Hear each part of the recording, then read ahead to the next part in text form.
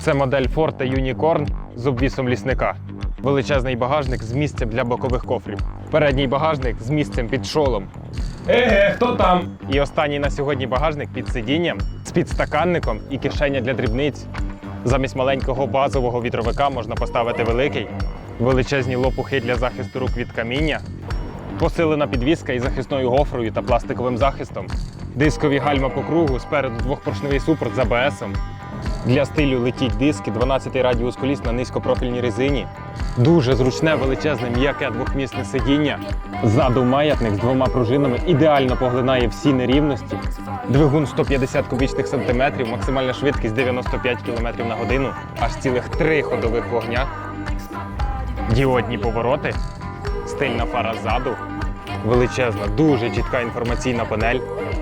Та ще є USB-зарядне. А ось так їде Forte Unicorn.